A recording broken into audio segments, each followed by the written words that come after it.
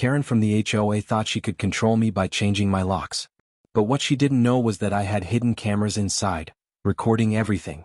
And when the truth came out, the cops didn't just knock on my door, they knocked on hers.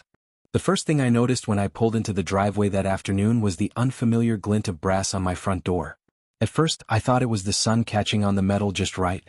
But when I walked up the steps, groceries heavy in my arms, the truth hit me like a cold slap.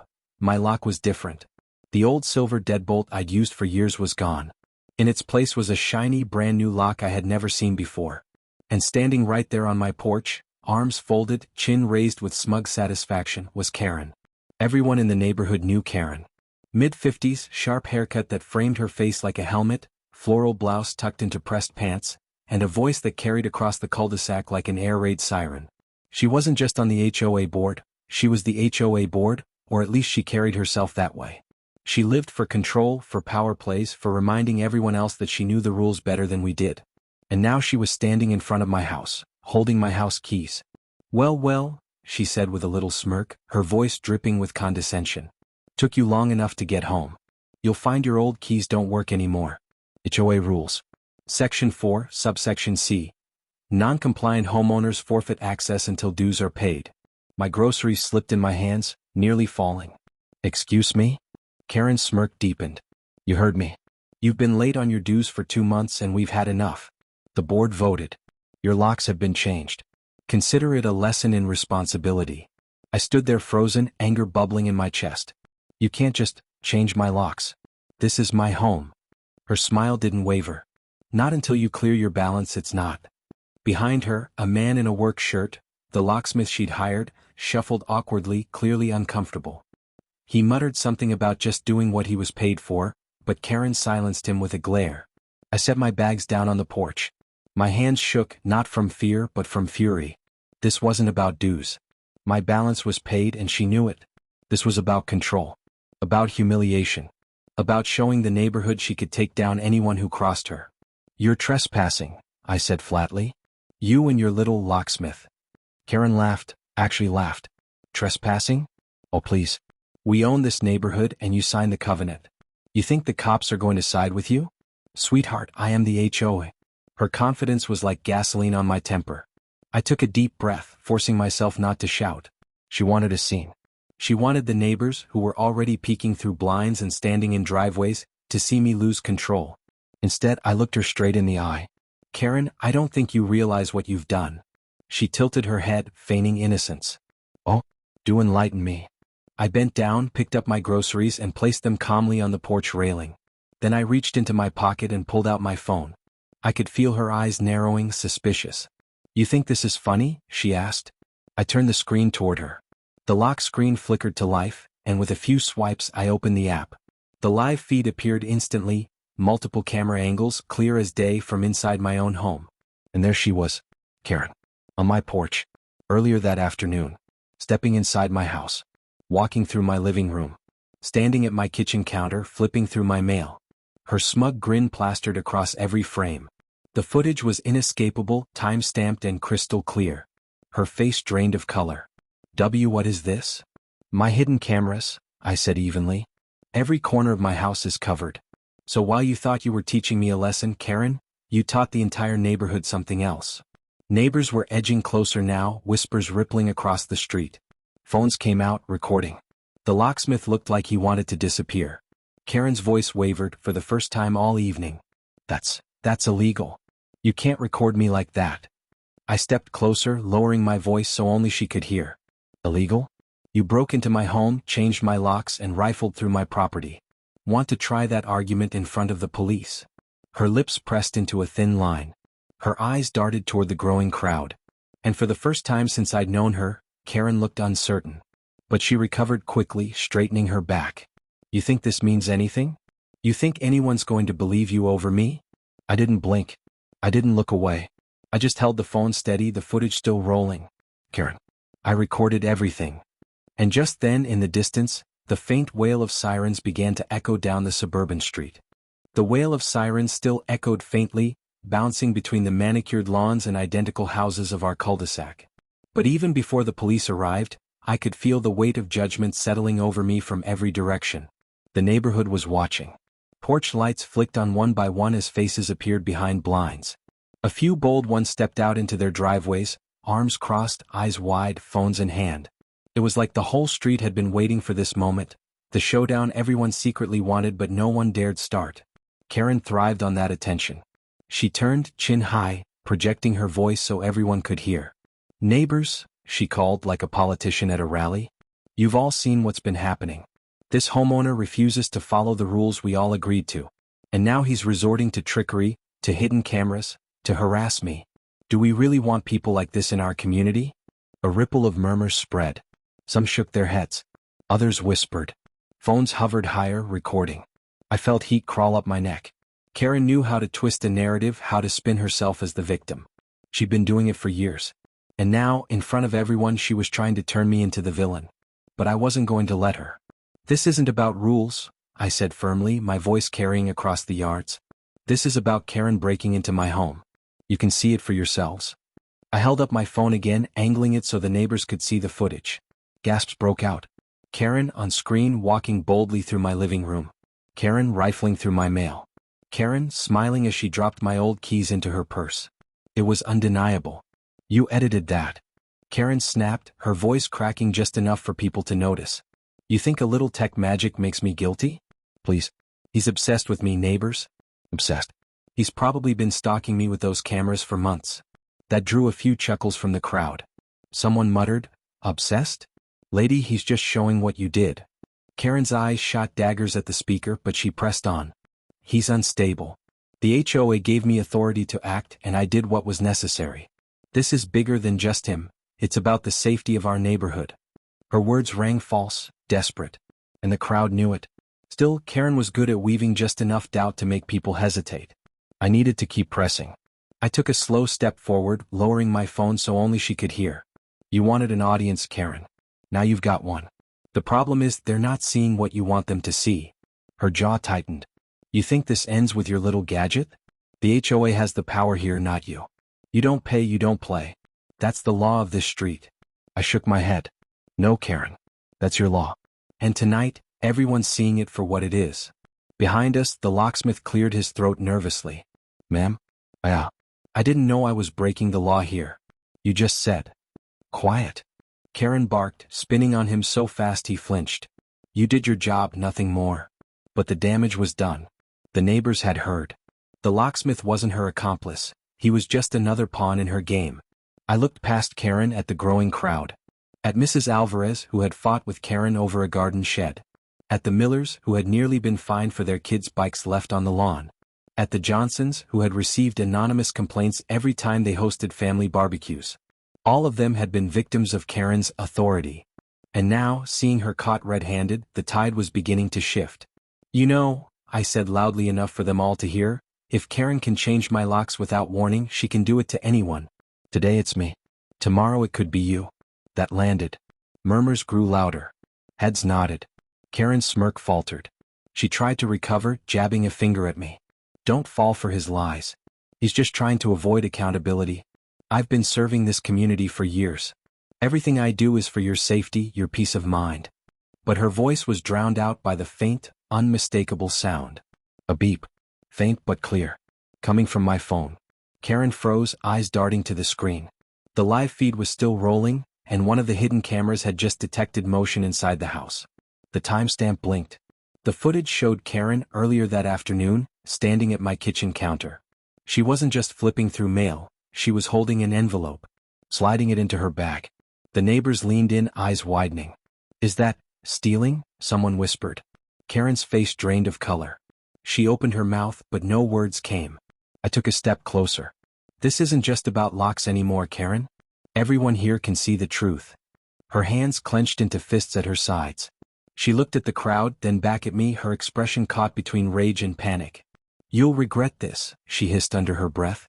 "You don't know who you're dealing with." But I just lifted the phone higher, letting the footage play on. Letting everyone see. The sirens grew louder now, unmistakably close. The flashing red and blue lights spilled faintly at the end of the street. Karen turned sharply, desperate to regain control. "Neighbors," she shouted again, her voice cracking. "This man is twisting everything. He's dangerous. He's invading our privacy. If we don't stop him now, no one will be safe. But her words no longer carried the same weight. The neighbors weren't nodding anymore. They weren't whispering agreement. They were staring at her. Cold, suspicious, angry. Because now it wasn't just about rules. It was about theft. About trespassing. About betrayal. I held her gaze, unflinching. Karen, I said softly but firmly enough for the crowd to hear, you've crossed a line. And tonight, you won't be able to talk your way out of it. The red and blue lights flared brighter as a police cruiser turned onto the street, sirens cutting off with a final wail. The neighbors parted, stepping back onto lawns, pulling out phones, recording everything. Karen's eyes darted wildly. She smoothed her blouse, straightened her back, and plastered on a fake smile. She was preparing to meet the officers, rehearsing her lies already. But she didn't realize, the footage was still playing. And the officers were about to see it. Cliffhanger. The cruiser rolled to a stop, headlights and red-blue strobes painting every house in the cul-de-sac. Doors opened and two uniformed officers stepped out. One tall, broad-shouldered, with a notepad already in hand. The other younger, scanning the scene with cautious eyes. Karen was the first to move. She rushed forward, almost tripping on the curb in her hurry, waving her arms dramatically. Officers. Thank goodness you're here, she cried, her voice pitched loud enough for every neighbor to hear. This man, he's unstable. He's been stalking me, filming me inside his house with hidden cameras. He's turning the whole neighborhood against me. You have to do something. The tall officer lifted a hand. Ma'am, slow down. We'll hear everyone out. Karen pressed on anyway, her words spilling over. He's dangerous. I'm acting on behalf of the HOA. He's behind on dues, he's combative, and now he's accusing me of crimes. He even doctored fake footage to smear me. She turned, stabbing a finger in my direction. Her face was flushed, her blouse sticking to her back with sweat, but she still wore that mask of authority she always carried. The younger officer looked past her, toward me, then toward the crowd of neighbors, all of whom had their phones raised, recording every second. Sir, the tall officer said, stepping toward me, what's your side of the story? I didn't raise my voice. I didn't need to. I simply lifted my phone, the live feed still glowing on the screen. This is my house, I said evenly. She changed my locks without consent. Then she entered without permission. My cameras caught everything. The officer peered at the screen. On it, Karen was unmistakable, walking through my living room, sliding an envelope into her bag, smirking as though she owned the place. The officer's brows knitted. He looked up at her. Ma'am, is this you? Karen's face twitched. That's fake. Edited. He's tech-savvy, he probably fabricated the whole thing to set me up. But the neighbors erupted with murmurs. A few called out. Look at the timestamp. That's today, 3 hours ago. She walked right in like she owned the place. Karen spun on them, her facade cracking. Quiet. All of you. You don't know what you're talking about. The younger officer stepped closer, studying my phone. This looks like continuous footage. No signs of cuts. And, ma'am, you're holding the same bag you have right now. All eyes went to Karen's leather tote, hanging from her shoulder. The crowd leaned in. The bag bulged slightly, just enough to suggest something inside. Karen clutched it protectively. This is ridiculous. You can't just assume. The tall officer cut her off. Ma'am, we'll need to see what's in the bag. Gasps rippled through the crowd. Karen's mouth fell open then snapped shut. Absolutely not. This is harassment. My personal belongings are none of your business. The officer's voice stayed calm but firm. You're accused of entering a residence unlawfully. If you took something, that's evidence. You can cooperate now or at the station. Her face twisted, somewhere between fury and fear. She glanced at the neighbors, then at me, then back at the officers. You're making a mistake, she hissed. A huge mistake. The officer's gaze didn't waver. The bag. Now. Karen's hand shook as she lowered it from her shoulder. She held it tight, then thrust it toward the officer with a scowl. Fine. There's nothing. The officer opened it slowly. The crowd leaned forward like an audience waiting for the final act of a play. Inside, beneath a wallet and a set of car keys, was the envelope. My name written on it in bold marker. The officer pulled it out, held it up, and turned to me. Is this yours? Yes, I said quietly, though my voice carried in the silence. That came in today's mail. The neighbors erupted. Some gasped. Some laughed bitterly. One shouted, finally caught her. Karen lunged forward. That's not what it looks like. I was holding it for safekeeping. but no one was buying it. The officer tucked the envelope into his jacket. "Ma'am, you'll need to explain this downtown." Karen's breathing grew rapid, almost frantic. Her eyes darted around, searching for an ally. "Don't you see? He set me up. He's been after me since the day I enforced the rules. He's dangerous. He..." The officer raised a hand again, but she kept shouting, her voice climbing higher and higher, bordering on hysteria. And then, over the noise, the locksmith finally spoke up. His voice was small but steady. "Officer, she told me to change the locks. Said the board authorized it. I didn't know she was going inside the house. But she did. She told me to wait outside, and when she came out, she had that envelope." The crowd turned to him, murmurs swelling again. His words cut through Karen's frantic denial like a blade. The younger officer scribbled in his notepad, glancing at his partner. Karen whirled on the locksmith, eyes blazing. "You liar. You're lying to save your skin." But the man shook his head, pale and trembling. "I'm done covering for you." Karen spun in a circle, the weight of the neighborhood closing in around her. Her mask of authority had cracked wide open, and behind it was something uglier, desperation, raw and frantic. She tried one last time, pointing at me, her finger trembling. "Don't you see? He's dangerous. He's unstable. He..." The tall officer cut her off sharply.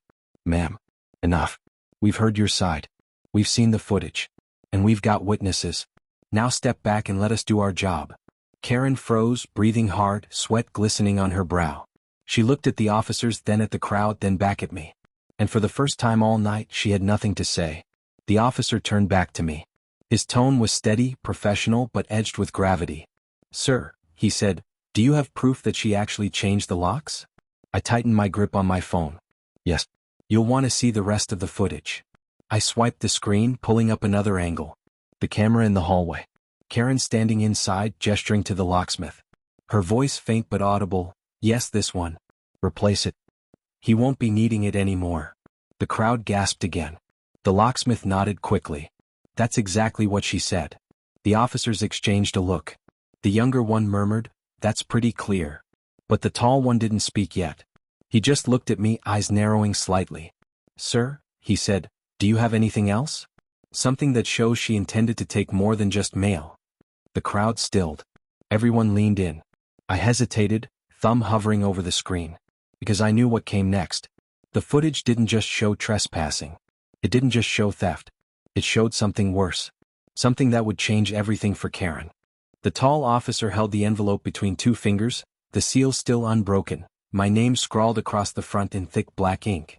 The red and blue lights from the cruiser strobed across his face, highlighting the gravity in his eyes. Karen shifted on her feet, her voice quivering but still sharp. "Officers, you're making a spectacle out of nothing. That's just a mix-up. Mail gets lost all the time. He probably left it lying around. I was simply protecting community property." The officer's brows furrowed. "Mail theft is a federal crime, ma'am. That's not a mix-up." Gasps and murmurs rippled through the crowd of neighbors, who edged closer to the scene like moths drawn to fire. Everyone had their phones up now, recording every word, every gesture. Karen's face flushed red, then pale, then red again. She opened her mouth, searching for the right combination of excuses, but the officer raised a hand to stop her. "Ma'am, step aside. We'll handle this." But Karen wasn't one to step aside. She thrust her finger at me again, her nails trembling. "You don't understand. He's been out to get me from the start. He doesn't like the rules, so he's trying to destroy me. Look at him, smug, manipulative. He planted those cameras just to frame me." The younger officer turned toward me. His tone was calm but probing. "Sir, do you have proof she authorized the locks being changed?" I nodded. "Yes. The footage shows everything. Do you want to see it?" The officer motioned. "Let's have it." I tapped the screen. Another angle appeared, the hallway camera. Karen stood inside my home, pointing toward the front door where the locksmith knelt with his tools. Her voice was faint but audible. "Yes, this one. Replace it. He won't be needing it anymore." The officer leaned in, his expression hardening. "That's clear enough." Karen's mask cracked further. That's taken out of context," she stammered. I meant he wouldn't be needing it until his dues were paid. That's standard procedure." The locksmith shifted nervously behind her. "She told me to replace it permanently. Said the HOA authorized it. I wouldn't have touched the door otherwise." The tall officer scribbled notes, then looked back at Karen. Do you have written authorization from the HOA board to make that decision? Karen's lips parted, but no words came. She stuttered, then tried to regain footing. It was a verbal vote. We agreed. Who's we? The officer pressed. Karen blinked rapidly. The board. The entire board. They backed me completely. But from the edge of the crowd, a voice rang out. That's a lie. Heads turned. Mrs. Alvarez stepped forward, her hands trembling but her voice steady. I'm on the board. We never voted on that. You never even brought it up. Karen spun toward her, eyes wide with fury. Don't you dare. But another voice chimed in. Mr. Miller. She's right. I'm on the board too. We didn't authorize any of this. And another. She acts alone all the time. We've been saying it for years. The crowd surged with murmurs, louder now, angry. Karen's empire of intimidation was unraveling, thread by thread, in front of flashing lights and rolling cameras. The tall officer raised his voice to cut through the noise. All right, that's enough. We'll verify board records, but for now this looks like trespassing and unauthorized lock changes. Karen's composure shattered. Her face contorted with panic. You don't get it? He's dangerous. He's twisting everyone against me. You'll regret taking his side. You'll all regret it. The younger officer stepped in closer. Ma'am, calm down. This isn't helping you. But she couldn't stop. She paced in small, frantic circles, muttering under her breath. They're blind. They don't see. They don't understand the rules. I made this place safe. I made it perfect. And he's tearing it apart. The locksmith raised his hand timidly. Officer, she told me specifically not to tell him. Said he'd find out soon enough. The crowd erupted again. This wasn't just about me anymore. It was about all of them. Every neighbor Karen had fined, bullied, or shamed into submission. They were watching her house of cards collapse, and none of them were stepping in to hold it up. The tall officer looked back at me. Sir, I need the footage preserved. Can you provide us with the original files? Yes, I said, my voice steady. They're backed up. I'll email the files directly to your department. Karen's head snapped toward me, eyes blazing. You can't do that. That's my privacy. My rights. The officer turned on her sharply. Your rights end where his property begins, ma'am. You had no business being inside his house. The neighbors cheered softly, murmurs of approval rippling. Some clapped. Others shook their heads, muttering things like, finally, and about time. Karen's shoulders slumped. For the first time she looked small. But just as the tension began to shift toward resolution, a new sound cut through the night, the low, unmistakable growl of an engine. A black SUV rolled slowly down the street, its headlights cutting through the crowd. The neighbors stepped back, murmuring. The vehicle came to a stop behind the cruiser and the door swung open. Out stepped a man in a suit. Mid-60s. Silver hair slicked back. His presence carried weight, the kind of authority that came not from shouting but from power. The HOA president. The crowd fell into uneasy silence. Karen's head whipped around. Relief flooded her face, her posture snapping back into place. Finally, she cried, rushing toward him. Tell them. Tell them I was acting under your authority. The president didn't speak right away. He scanned the scene, the neighbors, the officers, the glowing phones, me standing with my footage. His jaw tightened. The tall officer cleared his throat. Sir, and you are? Richard Hale, he said in a deep, even tone. President of this HOA. He turned to Karen, then to me. His eyes were sharp, assessing. The tension thickened. Because in that moment I realized something. The footage on my phone didn't just implicate Karen. It implicated him too. And if I showed the officers what I had next, Richard Hale wouldn't just be a witness. He'd be a suspect. Cliffhanger. Richard Hale didn't hurry. He didn't need to. The man carried himself with the steady assurance of someone used to having the final word in every room he entered. The silver in his hair glinted under the cruiser's lights, his polished shoes catching the reflections of the street lamps as he stepped into the circle of tension. Karen clung to him like a lifeline. Richard, thank God you're here. They're twisting everything. Tell them it was authorized. Tell them I was carrying out the board's decision. Richard's eyes flicked to her, then back to the officers. He didn't embrace her. He didn't scold her. He just stood, scanning the crowd, measuring the temperature of the scene before making his move. The tall officer adjusted his stance. Sir, you're the HOA president, correct? Did you authorize this woman to change the locks on this homeowner's house? The silence that followed stretched long.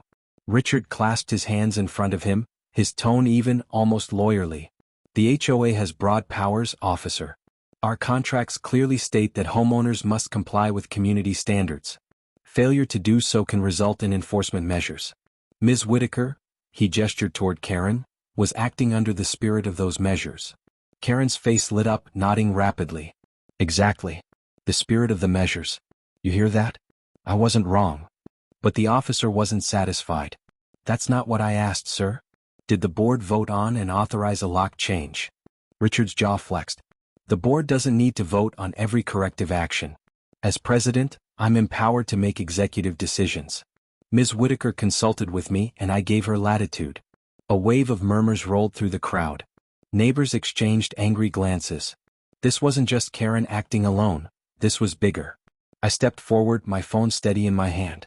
Latitude? Is that what you call breaking and entering? Richard's gaze locked onto mine, cold, calculating. You signed the contract, Mr. Bennett? Every homeowner here did. The bylaws grant us authority. If you didn't read the fine print, that's on you. I didn't flinch. Instead, I reached into the folder tucked under my arm, the one I'd grabbed from my car earlier, knowing this night was going to get ugly. I pulled out a printed copy of the HOA bylaws, the ink crisp under the flashing lights. Funny, I said, flipping to a highlighted page, because the bylaws are clear. Section 4, subsection C, the HOA may issue fines or liens for noncompliance. But nowhere does it authorize forced entry or lock changes. I held the paper up for the officers. The younger one leaned in, scanning the words. His brow shot up. He's right. There's no language about locks. The crowd stirred louder, voices rising with indignation. She lied to us, one neighbor shouted. They've been abusing power for years, another chimed in. Karen's smugness collapsed completely. She spun toward Richard, panic flickering in her eyes. You said I could. You told me it was within our rights. Richard didn't blink. I told you to enforce order. You chose the method. The air split with gasps. Karen's mouth fell open. For a moment she looked betrayed, abandoned. Then her face twisted into rage. No. Don't you dare throw me under the bus. We both know this was your idea. Richard's jaw tightened, but his mask didn't slip. Careful, Karen. The tall officer raised a hand. All right. That's enough. We've got conflicting stories here, but what we don't have is proof this man failed to comply. Do either of you have documentation to support your claims? Richard reached into his jacket, pulling out a thick leather portfolio. He opened it with deliberate calm and withdrew a stack of papers. Here, he said, handing them over. Delinquent dues notice. Issued last month. Unpaid. The officer skimmed the paper, then handed it to me. Sir, is this accurate?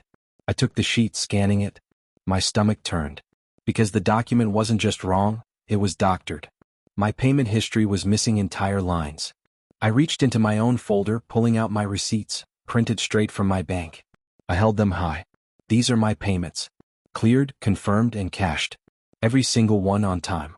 That notice he gave you? It's fake. The crowd erupted again. People cursed, muttered, shook their heads in disbelief. Someone shouted, "He's forging documents now?" The officer compared the two sets of papers, his expression hardening by the second.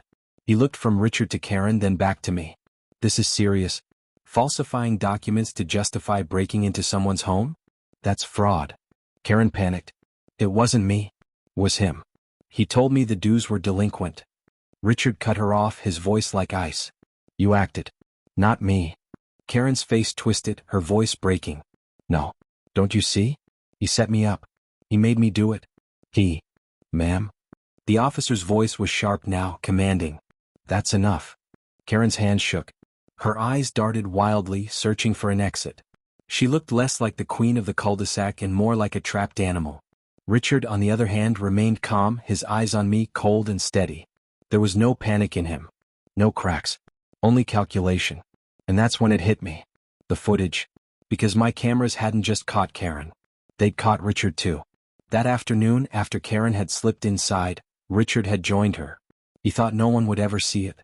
But my cameras had recorded every second. The hushed conversation. The envelope sliding from my counter into Karen's bag. And his words that would end his presidency and maybe a lot more. I pulled up the file on my phone, my thumb hovering over the play button. The officers turned to me. Sir, do you have more evidence? The crowd hushed instantly, leaning in. I looked at Richard. For the first time his mask shifted just a fraction, a twitch of his jaw, the faintest flicker of unease. Yes, I said slowly. I have everything. And then I hit play. The screen glowed. Richard's voice filled the night. Take it. He won't fight back. And if he does, we'll bury him with paperwork. The crowd gasped, shouts erupting all at once. The officers froze, eyes locked on the screen. And Richard Hale, president of the HOA, finally looked cornered. The words hung in the night air, louder than the sirens, louder than the murmurs of the neighbors. Take it. He won't fight back. And if he does, we'll bury him with paperwork. Richard Hale's voice, crisp and unmistakable, echoed from the phone screen. The crowd erupted, gasps, shouts, curses from neighbors who had felt the sting of his HOA for years. The officers froze, stunned, their eyes shifting from the phone to Richard, then to Karen, who looked like she had just been thrown into open flames. This is fake. Richard barked, his calm demeanor cracking for the first time. Anyone could splice audio. That doesn't prove anything. But the neighbors weren't buying it. That's his voice. Mr. Miller shouted from the sidewalk. We all know it. He's been doing this for years, Mrs. Alvarez snapped, her voice trembling with fury. Faking fines, threatening us, making us pay for nonsense repairs. Now we have proof. Karen's hands shook violently. She looked at Richard like a child betrayed by her parent. You told me it was fine. You told me I had your permission. You said you'd protect me if anything went wrong. Richard's jaw clenched. Be quiet, Karen. But Karen wasn't the type to go quietly, not when her world was crumbling. Her voice rose, shrill and frantic. No. I'm not going down for this alone. You set me up just like him. You said if I changed the locks, he'd be humiliated, that the neighbors would fall in line. You promised. Enough. Richard snapped, his mask slipping fully now, his voice sharp as glass. The tall officer stepped between them, his hand hovering near his belt. Both of you need to calm down. This is evidence. We'll sort it out downtown. Karen's breathing quickened. Her face was pale, her hair clinging to her temples with sweat. 4 years she had lorded her power over this neighborhood. The fines, the warnings, the smug lectures on lawns and fences. Now, in front of everyone, she was unraveling. And then came the slip-up. The younger officer, flipping through my phone to review the footage, paused the video at a frame where Karen stood at my kitchen counter. The glow of the timestamp was clear, 2:13 p.m. that afternoon. In her hand wasn't just an envelope. It was a small package, torn open, with contents slipping into her tote bag. The officer froze the frame and held the phone up for the crowd. Sir, is this your package? I swallowed hard. Yes. It's a delivery I was expecting. Medication. Gasps rippled through the neighbors again. Mrs. Alvarez muttered under her breath. She stole his mail. And medicine. Karen's face drained completely of color. That's not what it looks like. I was holding it for safekeeping. He leaves things lying around. The tall officer cut her off. Ma'am, tampering with mail is a federal offense. Taking prescription medication makes it even worse. Do you realize what you've just admitted to? Karen stuttered, her words tripping over each other. I didn't take it. I was just moving it, protecting it. It wasn't safe where it was. But the footage was clear. She slipped the package into her bag. No hesitation. No intention of protecting anything. The locksmith spoke up again, his voice stronger this time. I saw her. She came out of the house with the envelope and the package. She told me to say nothing. The crowd erupted into angry shouts. Thief, someone yelled. We trusted you, another shouted. Phones zoomed in on Karen, her face caught in every angle, every light. Karen whipped her head toward Richard, her voice breaking. You told me it would be fine. You said no one would ever know. That the cameras were a bluff. Richard's expression didn't change. If anything, it hardened. And you believed him. I cut in, my voice steady but loud enough to cut through the chaos. You thought I was weak, Karen. But I was prepared. And now everyone sees who you really are. The officers exchanged a glance. The younger one murmured, We've got theft, trespassing, and possibly conspiracy. Karen's knees buckled slightly, and for a moment, I thought she might collapse. But instead she lashed out, not with fists but with words. You're all hypocrites, she screamed at the neighbors. You've all broken rules. Left trash cans out too long, painted fences without approval, planted flowers that weren't on the list. I enforced order. I kept this place clean. And this, she jabbed a finger at me, this man is tearing it all down. The neighbors didn't flinch. They didn't shout back. They just stared at her, cold and unyielding, their silence louder than any words. Richard finally spoke, his tone low, dangerous. "You've said enough, Karen. You're only making things worse for yourself." Karen spun on him, eyes wild. "No. You don't get to abandon me now. We were in this together." The tall officer stepped forward. "All right. Both of you, hands where I can see them. We're taking you in for questioning." Richard raised his hands calmly, his expression unreadable. Karen hesitated, then did the same, her fingers trembling. The neighbors pressed closer, recording every second.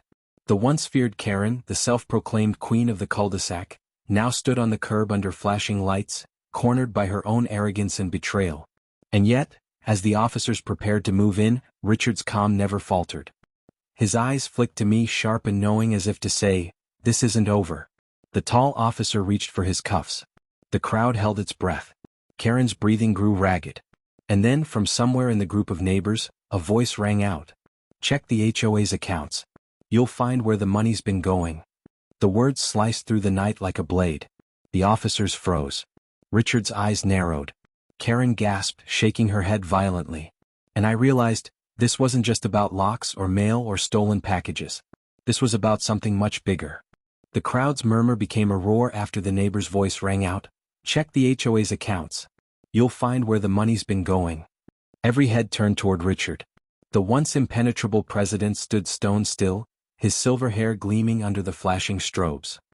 His calm demeanor hadn't faltered yet, but there was something in his eyes now, the faintest flicker of calculation, as though he was running numbers in his head, weighing what he could still control. Karen, on the other hand, was unraveling completely. She shook her head wildly, her voice pitching high. "No, no, no.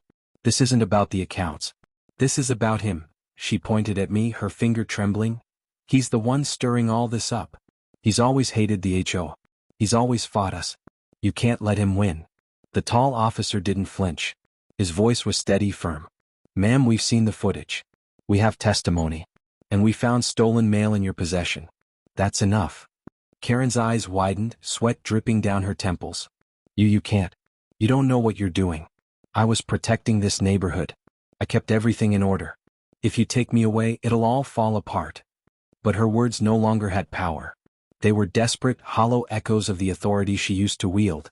The neighbors weren't nodding along anymore. They were filming, whispering, some even smirking with satisfaction. Years of resentment were boiling over into vindication. The younger officer stepped forward, hand resting on his cuffs.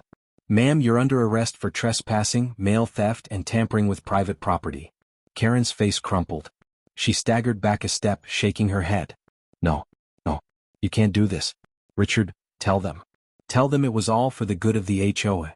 But Richard didn't move. He didn't even look at her. The officer reached for her wrists. Karen shrieked, jerking away. "No, don't touch me. I'm not the criminal here." The crowd gasped. Phones zoomed in closer. Children peeked from behind parents' legs, eyes wide at the drama unfolding in their quiet cul-de-sac. The tall officer's voice sharpened. "Ma'am, stop resisting. Hands behind your back." Karen's chest heaved. For a moment, it looked like she might bolt, dash into the night and vanish into one of the houses. But then her knees wobbled, her shoulders sagged, and the fight drained out of her. Slowly, trembling, she turned and placed her hands behind her back. The metallic click of the handcuffs closing around her wrists was louder than the sirens. Louder than the whispers. It was final, undeniable. The neighborhood queen had fallen. Gasps rippled through the crowd. Some neighbors cheered softly. Others just shook their heads in disbelief. Mrs. Alvarez clutched her husband's arm, whispering, "Finally? After all these years." Karen's head drooped forward, her hair falling across her face. Her voice was low now, almost broken. "You'll regret this. Every single one of you. Without me, this neighborhood will rot." But no one listened. The officers guided her toward the cruiser. The crowd parted, filming every step, capturing the fall of the woman who had lorded over them for years. The red-blue lights washed across her face, stark and unforgiving. And then, as the officers opened the cruiser door, Karen lifted her head. Her eyes, wild and red-rimmed, locked on Richard. "You did this," she hissed. "You used me. You made me your weapon. And now you're going to leave me to burn?" For the first time, Richard's mask cracked. His jaw tightened, his gaze shifting briefly away. But he didn't speak. He didn't defend her. He didn't reach for her. He let her burn. The door shut. Karen disappeared inside the cruiser, her muffled shouts lost under the slam of metal. The crowd erupted with chatter, energy buzzing like static through the street. Neighbors exchanged glances, voices rising. "What about Richard?" someone called out. "He's just as guilty." The tall officer turned to Richard. "Sir, we'll need you to stay put while we sort through this. We've heard your voice on that recording. That gives us reason to investigate further." Richard straightened, his calm returning like a mask sliding back into place. "I have nothing to hide, officer. I've managed this HOA with integrity for 15 years. I'll cooperate fully." But the neighbors weren't buying it. They shouted from the sidelines. "He forged fines. He threatened to foreclose on us. Check the books. You'll see where the money went." The younger officer scribbled notes, his eyes narrowing. He looked at me. "Sir, do you have more footage? Anything that shows financial dealings?" I hesitated. Because I did. My cameras had caught more than trespassing. They'd captured Richard handing Karen an envelope earlier that day. A thicker envelope. Not mine. Not mail. Something else. And in that moment I realized I held more than just proof of trespassing. I held evidence of corruption. I opened my phone again, scrolling quickly. The neighbors hushed, leaning in. Richard's eyes flicked to the screen, a subtle tension in his jaw. And then the video began to play. There was Richard, standing in my kitchen beside Karen. He handed her a fat envelope. His voice was clear, deliberate. "This is from the fund. Don't worry, no one will trace it." The crowd erupted in gasps. The tall officer stiffened. The younger one's pen froze on his notepad. Richard's calm mask wavered. Just a fraction. Enough for everyone to see. The evidence was undeniable. And yet, instead of panic, Richard's eyes found mine.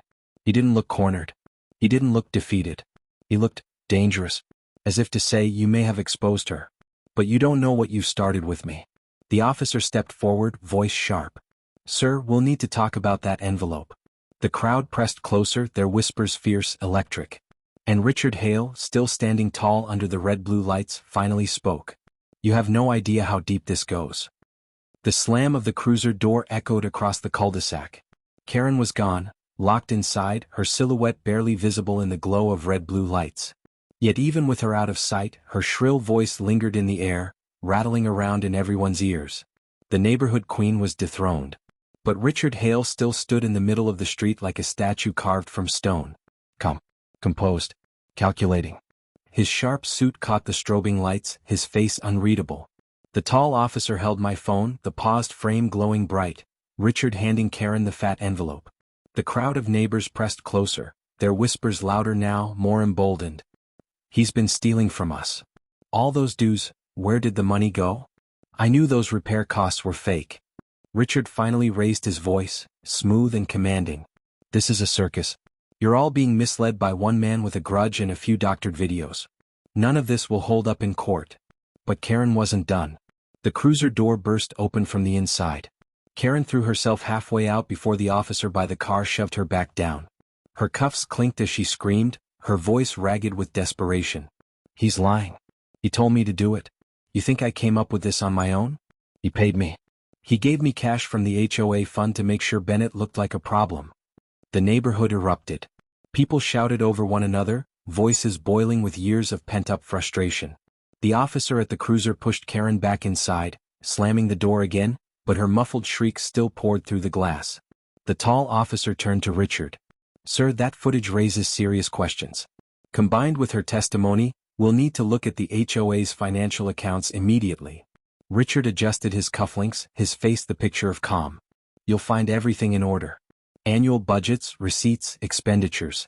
I've run this HOA by the book for 15 years. You'll see." But the crowd wasn't buying it. Mrs. Alvarez's voice shook with fury. 15 years of threats, fines, and intimidation. You bled us dry, Richard. My husband's retirement savings went into one of your so-called community upgrades that never even happened." Mr. Miller shouted, "Yeah. Where's the playground you promised? Where's the security system we paid for?" The younger officer scribbled in his notepad, his eyes narrowing. "That's a lot of projects unaccounted for, sir." Richard's lips curved into something between a smirk and a sneer. "Do you really think I'd leave a trail? Do you really think I'm that careless?" The words hit like a cold wave. He wasn't denying it. He was taunting us. Karen's muffled voice rose again from the cruiser, her body thrashing against the window. Check the books. He kept 2 sets, one for the board, one for himself. He told me. He told me no one would ever dare question him. The crowd gasped. Neighbors pushed closer, their anger no longer whispers but shouts. You robbed us. You're finished, Hale? Turn over the books. Richard's mask cracked just enough to show a flash of irritation. His eyes swept across the crowd, then landed on me, cold and piercing. You think you've won tonight? All you've done is dig yourself deeper. These people need leadership. Without me, this place falls apart. I stepped forward, my voice steady. No, Richard. Without you, this place finally gets to breathe. The tall officer broke the tension. Sir, we'll need you to come with us for questioning. Gasps rippled through the neighbors. Phones shot higher, catching every angle. 4 years, Richard Hale had walked these streets untouchable. Now, the law had its hand on his shoulder. But Richard didn't flinch. He didn't argue. He raised his hands calmly, like a man in complete control. I'll come, he said smoothly. And when the dust settles, you'll all see, I am the only thing standing between this neighborhood and chaos. The officer gestured for him to step toward the cruiser. The crowd parted reluctantly, neighbors booing under their breath. But just as Richard reached the edge of the street, headlights flared at the far end of the cul-de-sac. Another vehicle rolled in, a sleek black sedan, windows tinted, engine purring low. The crowd hushed instantly, the energy shifting. The car stopped abruptly and the door opened. Out stepped a woman, mid-40s, sharp blazer, briefcase in hand. Her stride was confident, heels clicking against the asphalt. The officers turned, momentarily confused. She raised a badge into the strobing light. Special Investigator Harper, State Attorney's Office. We've been monitoring complaints about this HOA for months. The crowd gasped again. Richard's calm cracked just slightly, his eyes narrowing. Officers, Harper said firmly, Mr. Hale and Ms. Whitaker are both persons of interest in an ongoing fraud investigation. Effective immediately, they're under state custody. The neighbors erupted in cheers. Phones captured every second. But Richard didn't resist. He simply smiled, a small, unnerving smile that sent a chill through the night. Because even as the investigators closed in, his eyes locked on mine again. And in that look was a promise. You've only uncovered the surface. The rest will bury you. The street had never been this alive. What was once a quiet suburban cul-de-sac, trimmed lawns, porch lights, and the hum of sprinklers, now looked like a crime scene ripped from the evening news. Red-blue lights washed across faces. Neighbors stood shoulder to shoulder, some cheering, some stunned into silence, all with phones raised to capture history unfolding in real time. And at the center of it all, Richard Hale still looked untouchable. The special investigator, Harper, walked with purpose, her badge gleaming in the strobe. She held a leather folder against her side as though it contained the fate of everyone here. Officers, she said, her voice cutting through the noise like a blade, secure Ms. Whitaker in your cruiser. Mr. Hale comes with me. The tall officer nodded, turning toward Richard. The crowd parted again, murmurs rippling through them like waves. But Richard didn't resist. He didn't plead. He gave a slow, deliberate smile, straightening his tie as if he were stepping into a boardroom, not a criminal investigation. You've been waiting for this moment, haven't you? He said, his voice low but carrying. Years of gossip. Years of petty grievances. And now you think you have your villain. Mrs. Alvarez called out, her voice shaking but firm. You are the villain. We've all paid for it. And now you're finally paying too. Harper didn't waste words. She opened her folder, pulled out several stapled sheets, and held them up so the officers could see. Preliminary audit. HOA dues funneled into shell accounts. Inflated repair invoices. Funds transferred offshore. Mr. Hale, this isn't just neighborhood politics. This is financial fraud. The neighbors gasped in unison. Some cursed under their breath. Richard's smile didn't falter. Allegations. Nothing more. You'll find the accounts airtight. I've always been meticulous. But Harper wasn't rattled. Meticulous doesn't mean invisible. She turned to me suddenly. Mr. Bennett, you mentioned hidden cameras. Do you still have recordings from earlier today? I held up my phone. Everything's backed up, including him handing Karen cash. The crowd roared, voices overlapping. Play it again. Show them. Expose him. Richard's jaw tightened just slightly, the first real crack in his composure since he'd arrived. I swiped to the clip. The glow of the screen lit the night. Richard inside my kitchen handing Karen the thick envelope. His words clear as glass. This is from the fund. Don't worry, no one will trace it. The crowd exploded. Cheers, shouts, even laughter. Neighbors who had feared this man for over a decade now watched his own voice betray him. Harper's eyes narrowed. That's enough to justify a full forensic audit. She turned to the officers. Cuff him. The tall officer hesitated. On fraud alone? No, Harper said. On conspiracy to commit fraud, misuse of HOA funds, and collusion in mail theft. And if the accounts show what I think they do, this will escalate beyond the state level. The officers stepped forward. The younger one pulled his cuffs from his belt, the metal glinting under the lights. For the first time, Richard's composure shifted. Not panic. Not fear.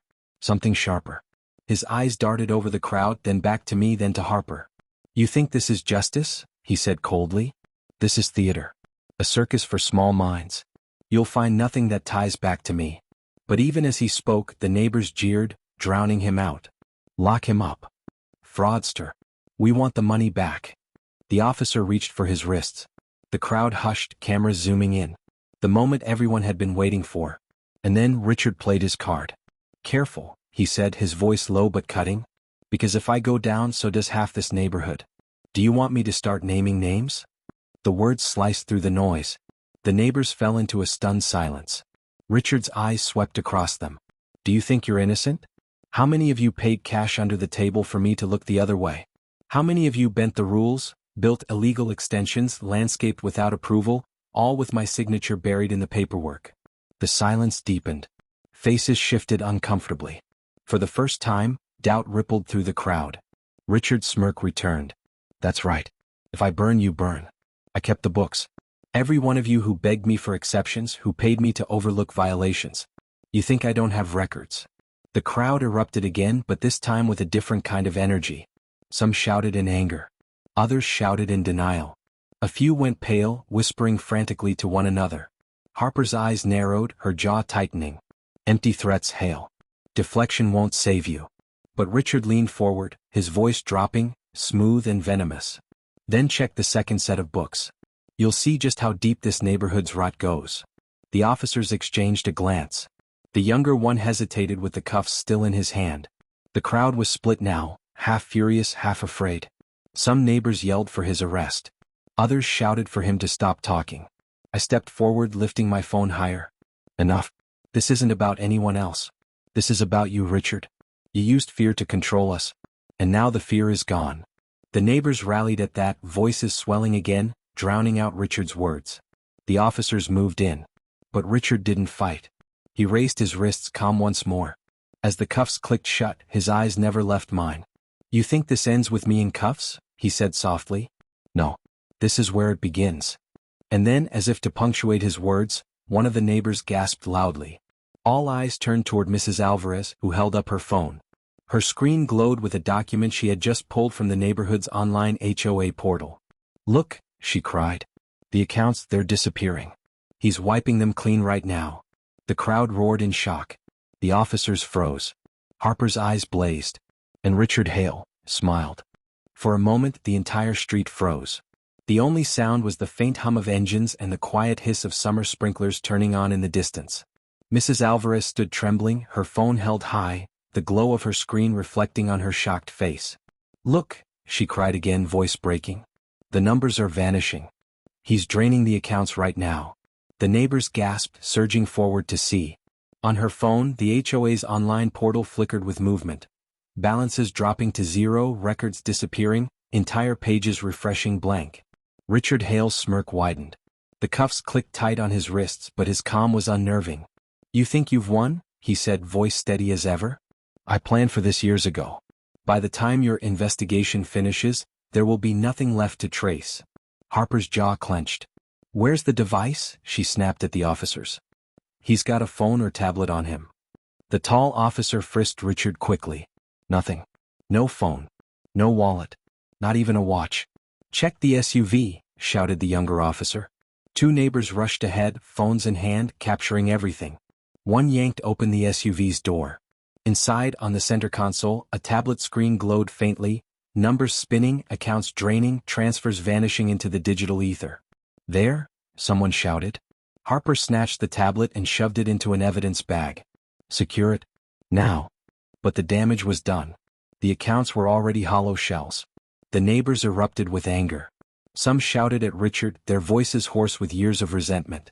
Others slumped against fences, muttering about their savings, their fees, their trust evaporating into nothing. You stole from all of us, a man yelled. Everything we worked for, gone, another cried. You ruined this neighborhood. Richard stood calmly in his cuffs, the faintest smile tugging at his lips. He thrived in their outrage. But Karen wasn't calm. She slammed her cuffed fists against the cruiser window, her muffled screams raw and wild. The officer by the car barked at her to sit still, but she thrashed violently, her voice carrying just enough to be heard. He made me do it. He told me the money was his to take. I only followed orders. Her meltdown was complete, her power stripped, her voice nothing but a desperate echo against glass. Harper turned back to the neighbors, her voice firm, commanding. Listen to me. This doesn't end tonight. Yes, he's tried to wipe the accounts. But digital forensics leaves a trail. Every transaction, every shell company, every offshore wire, we'll find it. And when we do, he'll be facing federal charges. The neighbors steadied, their anger shifting to resolve. Some clapped. Others raised their phones higher, documenting every word. The tall officer pulled Richard toward the black sedan. The cuffs glinted under the streetlights. Richard Hale, you're under arrest for conspiracy to commit fraud, mail theft, and misuse of HOA funds. Anything you say can and will be used against you. For the first time, the smirk slipped from Richard's face. His jaw tightened. But he didn't resist. He walked calmly, his shoes clicking against the asphalt. The neighbors erupted into cheers. Years of fear, of fines, of silent resentment. All of it released in that moment. I stood at the edge of the crowd, phone heavy in my hand, recording just like everyone else. But more than satisfaction, what I felt was relief. Relief that my home, my sanctuary, was no longer under siege. Relief that the nightmare Karen and Richard had built was finally collapsing. Harper turned to me, her eyes sharp but kind. Mr. Bennett, your footage will be critical. You may have just saved this neighborhood from years more of corruption. I nodded slowly. I didn't set out to be a hero. I just wanted them out of my house. The crowd laughed softly, the tension finally breaking. Neighbors clapped me on the back, thanked me, murmured apologies for not standing up sooner. For years, everyone had whispered in kitchens and behind fences, but fear kept us silent.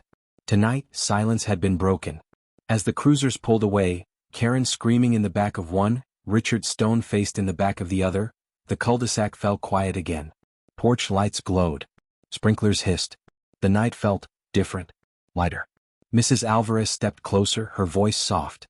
What you did tonight, it gave us all a voice. I shook my head. No. The cameras did. The truth did. I just pressed play. We stood there, neighbors closer than we had been in years, united not by rules or fear but by justice. And as I finally stepped back into my house with my keys, my locks, my rights, I knew one thing for certain. If Karen and Richard thought fear would keep us quiet, they were wrong. This neighborhood had found its voice. And it wasn't going silent again. So what would you do if your HOA president and his right-hand enforcer tried to lock you out of your own home? Would you fight back or let fear win? If you believe truth always wins in the end, hit that like button. Subscribe for more real stories that prove no one is above accountability.